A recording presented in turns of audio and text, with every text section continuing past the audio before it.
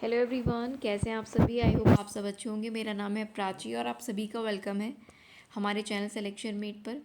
आज के सेशन में हम बात करेंगे केवीएस और एनवीएस का जो कंबाइंड नोटिफिकेशन आया उसके बारे में। कुछ इम्पॉर्टेंट पॉइंट्स जैसे कि पहले तो इम्पॉर्टेंट डेट्स के बारे में देखेंगे, उसके बाद फ़ीस स्ट्रक्चर क्या है, उसके बाद हम देखेंगे कि पीजीटी मैथ्स, टीजीटी मैथ्स और टीजीटी साइंस की इन तीनों पोस्ट की यहाँ पर क्या क्वालिफ़िकेशंस हैं, उसके बाद क्या एग्ज़ाम पैटर्न है उसको यहाँ पर डिस्कस करेंगे। ठीक है। नेक्स्ट वीडियो में आप देखोगे पीजीटी मैथ्स, टीजीटी मैथ्स और टीजीटी साइंस, इसका जो है हम सिलेबस डिस्कशन भी आपके साथ करेंगे, जिससे आगे का एक रोड मैप हम तैयार कर सकें कि किन बुक्स से या फिर कैसे प्रिपरेशन इसकी हमें करनी है। ठीक है। वीडियो को शुरू करने से पहले आपको बता देती हूँ कि कमेंट बॉक्स में आप लोग बताना, आप में से जो लोग भी एलटी का एग्ज़ाम देने वाले हैं, मैथ्स का एग्ज़ाम किस किस का है 6 दिसंबर को, वो कमेंट बॉक्स में लिख कर बताना। और ईएमआरएस का एग्ज़ाम किस किस का है टीजीटी मैथ्स का, वो भी कमेंट बॉक्स में कमेंट लिख के ज़रूर बताना। आपके लिए कुछ रिवीजन क्लासेस ले आएंगे। ठीक है। अगर कुछ एस्पिरेंट यहाँ पर हैं जिन लोगों का एलटी और ईएमआरएस टीजीटी मैथ्स का एग्ज़ाम है। ऑल राइट, तो चलिए शुरू करते हैं। नोटिफिकेशन के बारे में इंपॉर्टेंट पॉइंट्स आपको बता देती हूँ। आपका 14 नवंबर से रजिस्ट्रेशन शुरू हो चुका है ऑलरेडी, और 4 दिसंबर लास्ट डेट है रजिस्ट्रेशन की भी और फीस की भी। तो 14 नवंबर से 4 दिसंबर के बीच अपना फॉर्म आप फिल कर सकते हैं। इसके बाद मैं फ़ीस स्ट्रक्चर आपको बता दूँ तो पीजीटी, देखो ये सारी पोस्ट हैं, आप जिसके लिए एलिजिबल हो उसके लिए डाल सकते हो। टीचिंग पोस्ट में principal, vice principal, PGT, TGT, librarian, PRT, ये वैकेंसीज़ हैं। और बाकी कुछ मिसलिनियस वैकेंसीज़ भी हैं, स्टेनो की है, जूनियर असिस्टेंट की है, तो एएसओ की हैं, ये सब आप देख सकते हो। यहाँ पर हम टीचिंग पोस्ट की बात कर रहे हैं, ये आप जानते ही होंगे। प्रिंसिपल की बात करें तो कुल मिलाकर 2800 टोटल फ़ीस है। पीजीटी के लिए आपकी 2000 रुपये है, टीजीटीज़ की भी 2000 है और पीआरटी लाइब्रेरियन की भी 2000 रुपये फ़ीस है। 1500 आपका एग्जामिनेशन फ़ीस और 500 प्रोसेसिंग फ़ीस। काफ़ी ज़्यादा है, नो डाउट अबाउट इट, काफ़ी ज़्यादा फ़ीस है। तो चलो ये फ़ीस की बात हो गई और इम्पॉर्टेंट डेट्स की अब आगे बात कर लेते हैं। नंबर ऑफ़ वैकेंसीज़ की केवीएस और एनवीएस में। ठीक है। यहाँ पर आपके सामने टोटल नंबर ऑफ़ वैकेंसीज़ है। अगर मैं केवीएस पीजीटी मैथ्स की बात करती हूँ तो यहाँ पर आपके पास जो टोटल वैकेंसीज़ हैं मैथ्स की वो हो गई हैं आपके पास 80। मैथ्स में काफ़ी कम वैकेंसीज़ है केवीएस में, पीजीटी मैथ्स में उतनी ज़्यादा नहीं है।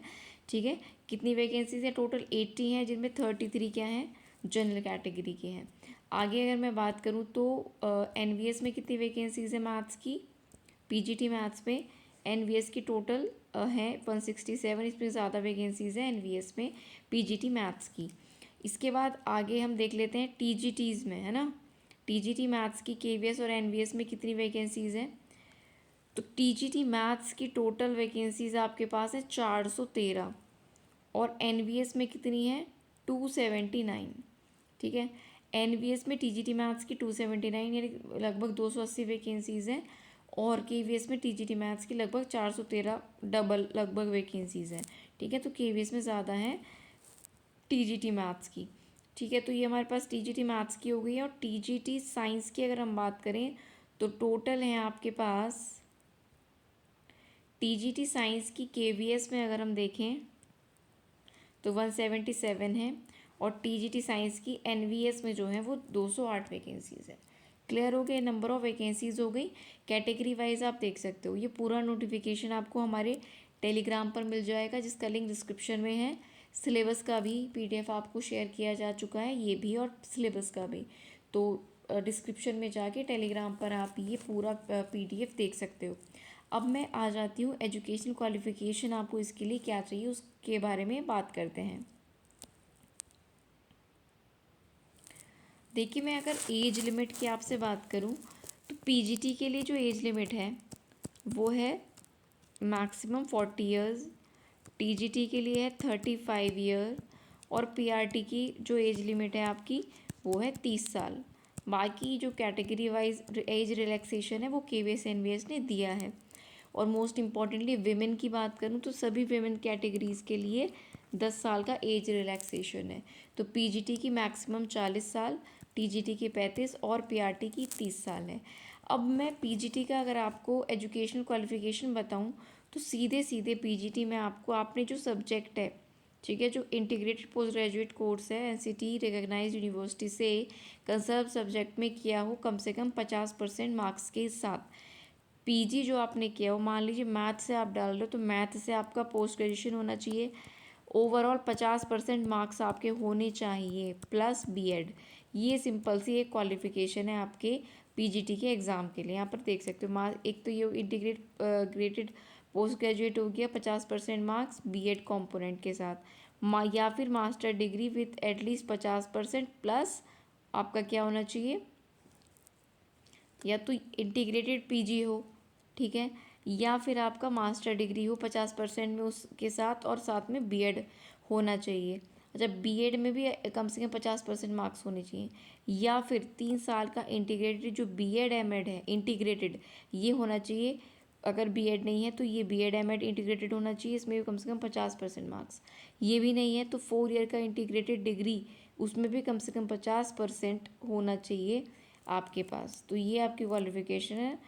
सीधे शब्दों में पीजीटी में पोस्ट ग्रेजुएशन उस सब्जेक्ट में कम से कम 50% मार्क्स के साथ मिनिमम होना चाहिए, और बीएड भी साथ होना चाहिए 50% मिनिमम के साथ। बीएड नहीं है तो इंटीग्रेटेड बीएड एमएड होगा, या 4 ईयर का इंटीग्रेटेड डिग्री होगी, ठीक है। तो ये आपकी पीजीटी की जो है क्वालिफिकेशन हो जाती है। मैथ से है तो मैथ में पीजी हो, फिज़िक्स है तो फिज़िक्स में, केमिस्ट्री तो केमिस्ट्री में, कंप्यूटर साइंस तो कंप्यूटर साइंस में। इतनी बात क्लियर हो गई है। तो पीजीटी मैथ्स की हमारी इतनी बात हो गई है। अब चलते हैं टीजीटी मैथ्स पर, ठीक है। अब टीजीटी की क्वालिफिकेशंस देख लेते हैं। तो टीजीटी मैथ और साइंस की यहाँ पर हम एजुकेशनल क्वालिफिकेशन देखेंगे। टीजीटी की मैक्सिमम एज मैंने आपको बता दी है कितनी है, 35 ईयर्स है। पे लेवल 7 होता है टीजीटी का, ठीक है, ये भी तो आपको पता ही होगा। अब दोनों एनवीएस और केवीएस दोनों के इन्होंने अलग कॉलम्स बनाए हैं, ठीक है, क्वालिफिकेशन के लिए। अगर हम बात करें तो सीधी सीधी सी बात है, आपके पास 4 ईयर का या तो इंटीग्रेटेड डिग्री कोर्स हो, ठीक, विद कम से कम 50% मार्क्स के साथ, या उस सब्जेक्ट में बैचलर डिग्री हो, ठीक है, उस सब्जेक्ट में बैचलर डिग्री, और जो आपका सब्जेक्ट सारे सालों में रहा है आपका मेन सब्जेक्ट, उसमें एग्रीगेट 50 नंबर हो, और ओवरऑल भी एग्रीगेट 50 नंबर होने चाहिए। यहाँ पर क्लियरली लिखा है एटलीस्ट 50% इन कंसर्न सब्जेक्ट। आपका जो सब्जेक्ट है उसमें भी कम से कम 50% होने चाहिए आपके, ठीक है। Concern subject combination of subjects and also in aggregate, overall भी 50% हो कम से कम, और आपके सब्जेक्ट में भी 50% आपके मार्क्स होने चाहिए। और ग्रेजुएशन ये मैंने आपको बता दिया, ये 4 ईयर इंटीग्रेटेड डिग्री की बात है, प्लस बीएड कितने, उसके साथ आपका 50% मार्क्स के साथ बैचलर डिग्री होनी चाहिए।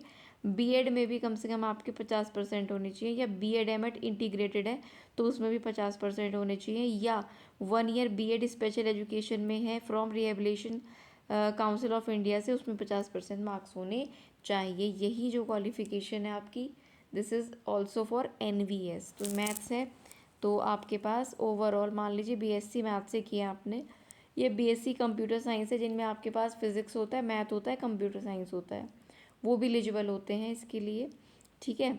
तो मैथ आपने मान लीजिए सेमेस्टर था तो 6 के 6 सेमेस्टर पढ़ रखा है, और उसमें मैथ्स में आपके कॉम्बिनेशन कंसर्न सब्जेक्ट में 50% होने चाहिए टोटल।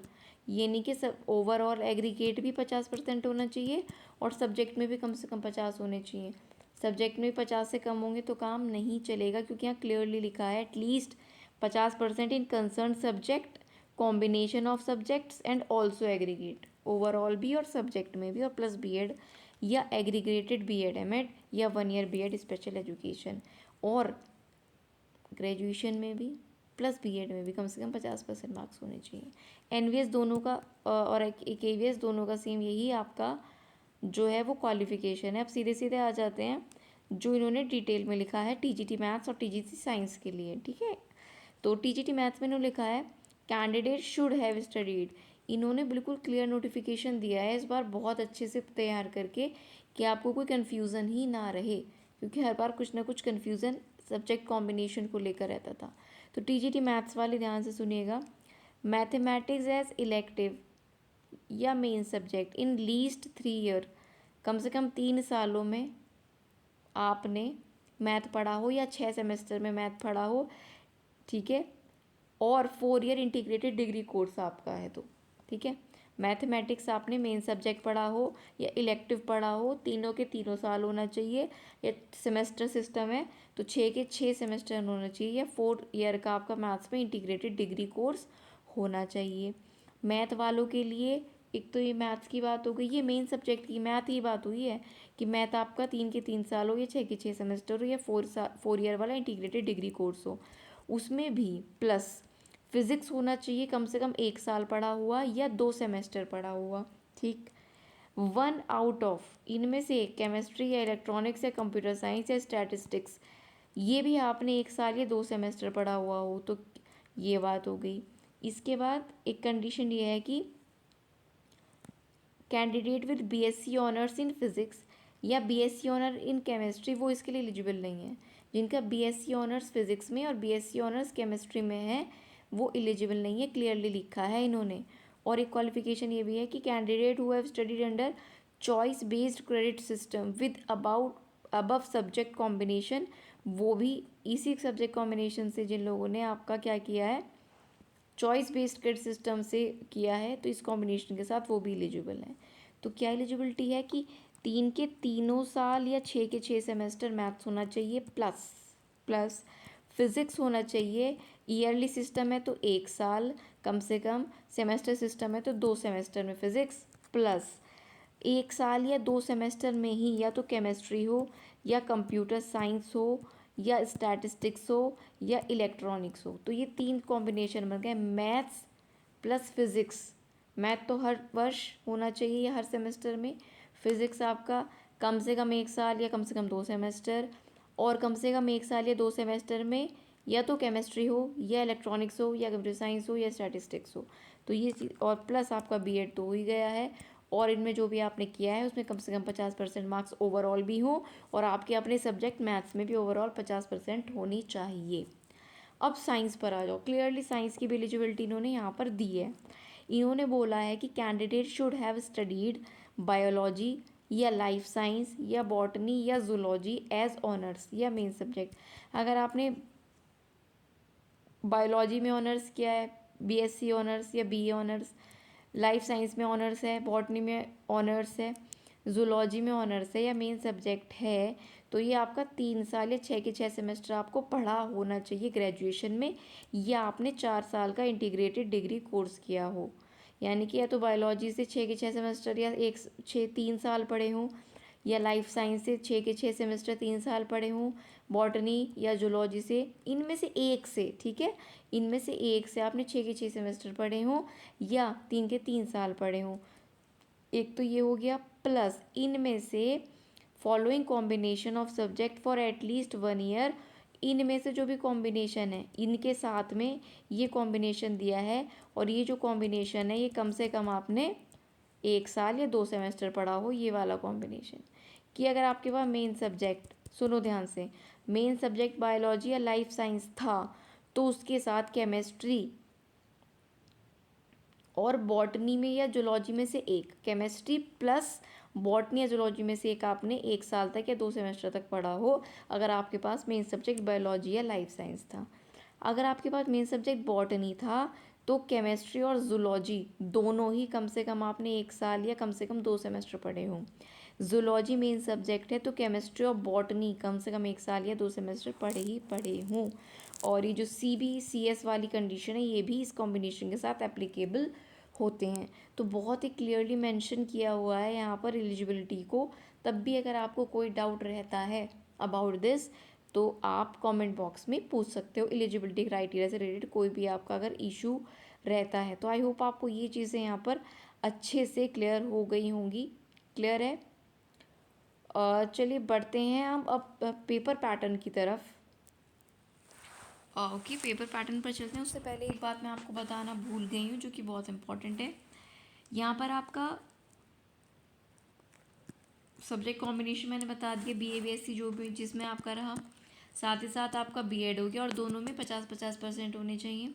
प्लस सीटेट पेपर 2 भी आपका इसमें क्वालिफाई होना चाहिए। पीजीटी के लिए सीटेट नहीं चाहिए, लेकिन टीजीटी के लिए यहाँ पर मेंशन है आपका जो है सीटेट पेपर 2 क्वालिफाई आपका होना चाहिए। इसके अलावा competency to teach through English Hindi language ये दिया हुआ है आपका। पीजीटी मैथ्स में एक लाइन और मेंशन है, यहाँ पे शायद हम पढ़ना भूल गए हैं। पीजीटी मैथ्स आपका पीजी मैथ्स में होना चाहिए, प्लस उन्होंने लिखा है कि ग्रेजुएशन में भी वो सब्जेक्ट होना चाहिए जो आपका पीजी में है, यानी जिससे भले आप पोस्ट ग्रेजुएशन के लिए अप्लाई कर रहे हो, पीजी में आपने मैथ्स पढ़ा है लेकिन ग्रेजुएशन में भी आपके पास वो सब्जेक्ट होना चाहिए, यानी कि मैथ्स आपने ग्रेजुएशन में भी पढ़ा हो। ठीक है, चलिए तो अब पेपर पैटर्न की बात कर लेते हैं। ये तो आपकी एलिजिबिलिटी क्राइटेरिया हो गया। अब पेपर पर चलते हैं। एज रिलैक्सेशन की अगर हम बात करें तो देखिए, SC ST के लिए 5 साल का है, OBC के लिए 3 ईयर्स का, विमेन के ऑल कैटेगरीज के लिए और सभी जो पोस्ट हैं यानी कि PGT TGT और लाइब्रेरियन PRT इनके लिए 10 साल का रिलैक्सेशन है। रेगुलर NVS एम्प्लॉय के लिए 5 साल का, रेगुलर KVS एम्प्लॉय के लिए जनरल का है तो 5, OBC का है तो 8 और SC ST का है तो 10। इसमें से अगर आप किसी कैटेगरी में आते हैं, एक सर्विसमैन के लिए भी है, तो आप देख सकते हो क्लियरली इसमें सारी चीज़ें मेंशन हैं। अब आ जाते हैं सबसे बड़े बदलाव की ओर, जो इस बार बदलाव काफ़ी बड़ा किया गया है बाय KVS एंड NVS के। आपका 2 टीयर का एग्ज़ाम हो गया है और 3rd ईयर में आपका मतलब 3rd जो राउंड है वो इंटरव्यू का होगा। फर्स्ट ईयर में देख लेना, ध्यान से सारी बातें करते हैं। 300 नंबर का आपका पेपर होगा, 100 क्वेश्चंस आएंगे, 1/3 की नेगेटिव मार्किंग होगी और टोटल टाइम कितना होगा 2 आवर। तो 2 घंटे का पेपर ऑफलाइन होगा, OMR बेस्ड। 2 घंटे का पेपर, 100 क्वेश्चंस, 300 नंबर और 1/3 की नेगेटिव मार्किंग। तो टीयर 1 जो होगा that will B preliminary qualifying in OMR based, यानी कि ऑफलाइन पेपर आपका होगा, सिर्फ क्वालिफाइंग होगा पेपर 1, उसके मार्क्स ऐड नहीं होंगे फाइनल में। The test for all post except multitasking stuff in NVS। तो ये कह रहा है कि specially we are talking about PGT TGT and PRT, तो उन सभी के लिए ये कॉमन पेपर है, मतलब यही पैटर्न है टीयर 1 का एग्जैक्टली। PGT हो, TGT हो, PRT हो, लाइब्रेरियन हो, ये टीयर 1 का आपका पूरा पैटर्न है। इसमें क्या क्या है, 20 नंबर की रीजनिंग है, 20 का जनरल मैथ्स है, 20 नंबर की कंप्यूटर नॉलेज है और आपकी 20 नंबर की जनरल नॉलेज है, GK है, 10 नंबर की इंग्लिश है और 10 नंबर की कोई और लैंग्वेज आप चूज़ कर सकते हो। इसमें हिंदी भी है, असमीज़ है, मतलब जो असमिया लैंग्वेज होती है उन सब में से एक चूज़ कर लो तो वो 10 नंबर की है। तो 20 की रीजनिंग है, 20 का मैथ, 20 का कंप्यूटर, 20 का GK, 10 की आपकी इंग्लिश और 10 की हिंदी या जो भी नेक्स्ट लैंग्वेज आप चूज़ करते हो। तो ये आपका 2 घंटे का पेपर होगा, 100 क्वेश्चन आएंगे और ऑफलाइन पेपर है, 1/3 की नेगेटिव मार्किंग इसमें होगी। और ये जो अगला ये NVS में मल्टीटास्किंग स्टाफ का पैटर्न है, इससे हमें कोई मतलब नहीं क्योंकि हम टीचिंग पोस्ट की बात करें तो टीयर 1 में आपकी ये चीज़ें आने वाली हैं। अब बढ़ते हैं, देखो यहाँ पर क्लियरली मेंशन है वो उन लैंग्वेजेस में, देख लो क्या है, 12 अदर भारतीय भाषाएं हैं, उसमें हिंदी ले सकते हो या असमीज़ या बंगाली, गुजराती, कन्नड़ा, मलयालम, मराठी, उड़िया, पंजाबी, तमिल, तेलुगु, उर्दू, इनमें से एक चूज़ कर सकते हो जो 10 नंबर की आएगी। ठीक है, चलिए आगे मैंने आपको नेगेटिव मार्किंग तो बता ही दी है किसमें कितनी है। ऑल राइट, एक और इम्पॉर्टेंट चीज़ है आपके लिए, देखो यहाँ पर क्या है, इन्होंने बोला है कि जो ये PGT लेवल का पेपर होगा, ये एक्सपेक्टेड नॉलेज जो की जाएगी वो PG लेवल की जाएगी। TGT में जो नॉलेज को एक्सपेक्ट किया जाएगा स्टूडेंट की चेक होगी वो ग्रेजुएशन लेवल की होगी और PRT में 12th तक के लेवल की नॉलेज चेक होगी, ये यहाँ पर क्लियरली मेंशन है। ऑल राइट, चलो अब आ जाते हैं आगे। तो नेगेटिव मार्किंग के बारे में उन्होंने नीचे लिखा है कि यहाँ पर 1/3 की नेगेटिव मार्किंग आपकी होगी। ठीक, अब आ जाते हैं टीयर 2 पर। There will be separate tier 2 for each post, हर पोस्ट के लिए टीयर 2 सेपरेट होगा, बाइलिंगुअल होगा, हिंदी इंग्लिश दोनों में वो होगा। इसके अलावा बात करते हैं हम अगर टीयर 2 की, उसमें क्या है, टीयर 2 आपका जो है that will be subject knowledge examination, pen paper और OMR बेस्ड पेपर होगा, 2.5 घंटे का ये पेपर होगा without any time limit for each part. Of course देखो टोटल 2.5 घंटे का टाइम आपको टीयर 2 में मिलेगा, OMR बेस्ड होगा, क्योंकि 60 क्वेश्चन ऑब्जेक्टिव होंगे और 10 डिस्क्रिप्टिव होंगे जो कि पेन पेपर से आप करोगे। तो 60 ऑब्जेक्टिव क्वेश्चन होंगे मेंस में, मेंस मान लो इसको आप, और 10 आपके डिस्क्रिप्टिव होंगे। 70 टोटल क्वेश्चन है जिनका टोटल मार्क्स हैं कितना, 100। यानी 60 ऑब्जेक्टिव का तो एक ही नंबर का एक क्वेश्चन है, और जो डिस्क्रिप्टिव है वो 4 नंबर का एक क्वेश्चन है, तो 10 क्वेश्चन हो गए 40 नंबर के। तो 70 क्वेश्चन 2.5 घंटे में करने हैं और 100 नंबर के वो होंगे। अब ये जो मेंस है डिस्क्रिप्टिव है ना, ऑब्जेक्टिव प्लस डिस्क्रिप्टिव है, इसमें जो है आपका ऑब्जेक्टिव टाइप क्वेश्चन जो है टीयर 2 में ये 1 नंबर का है 60 वाला, और इसमें नेगेटिव मार्किंग भी है 1/4 की। जो ये 60 नंबर आएंगे ना टीयर 2 में, इनमें नेगेटिव मार्किंग है 1/4 की। ठीक, बस तो ये मुझे आपको बताना था।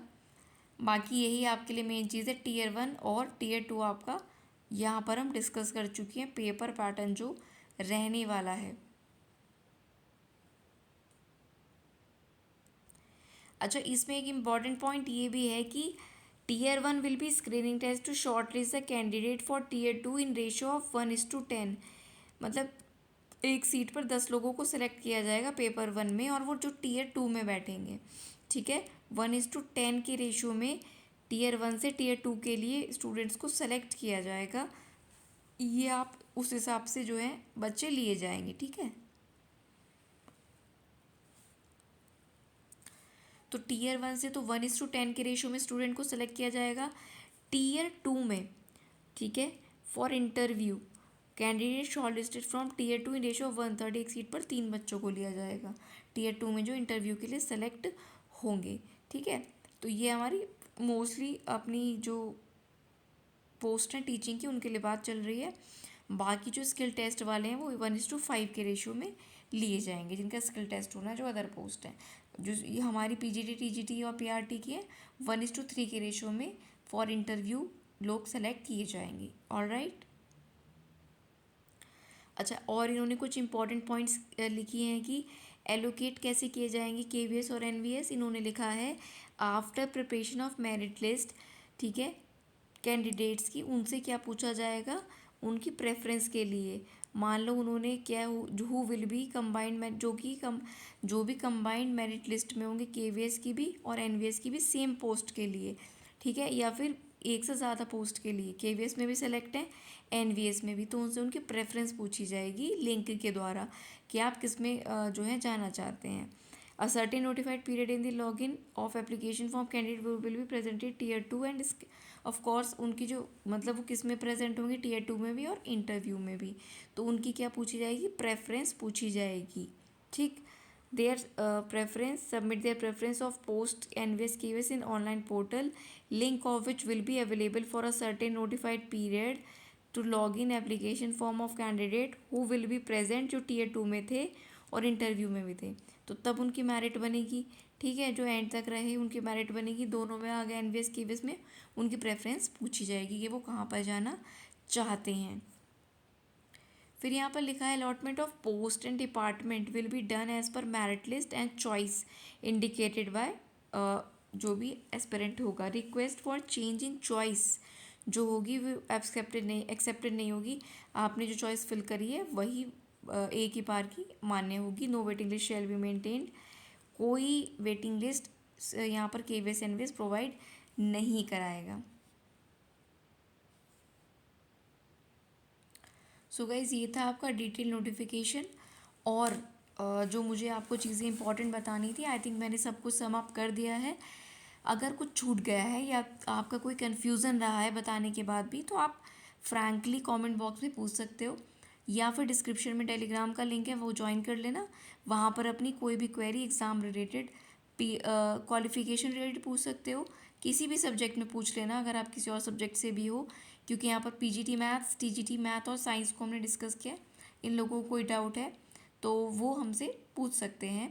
साथ ही साथ पीजीटी मैथ्स, टीजीटी मैथ्स और टीजीटी साइंस का जो सिलेबस है वो मैं नेक्स्ट वीडियो में आपके साथ डिस्कस करूँगी। उसका क्या लेवल है वो सिलेबस देख कर आपके साथ डिस्कस ज़रूर करेंगे, ठीक है। तो एक जल्दी वीडियो आपको मिलेगा जिसमें सिलेबस का डिस्कशन करने वाले हैं। और इम्पॉर्टेंट अब पार्ट 1 भी हो गया है ना। बदलते हुए पैटर्न को देखते हुए अगर हम यूपी के या स्टेट एग्ज़ाम्स को थोड़ा साइड में रख दें, जिसमें मेन जो चीज़ होती है वो सिर्फ आपका सब्जेक्ट होता है, चाहे आप एलटी को देख लो या फिर आप यूपी टीजीटी पीजीटी को देख सकते हो, आपका सब्जेक्ट मायने रखता है।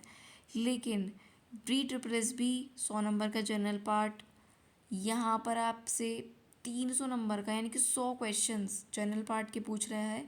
केवीएस भी और एनवीएस भी, अब तो कंबाइंड होगा खैर, लेकिन दोनों आ रहे हैं ना उसमें, और ये बहुत बड़ी संस्था है अपने आप में।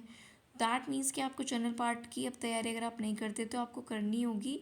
और अगर आपकी जनरल पार्ट की तैयारी अच्छी है, साथ ही साथ सब्जेक्ट तो पढ़ना ही पढ़ना होगा, क्योंकि सभी में मेंस होता है, प्री ट्रिपल एस बी में भी पार्ट भी आपका सब्जेक्ट के तौर पर होता है।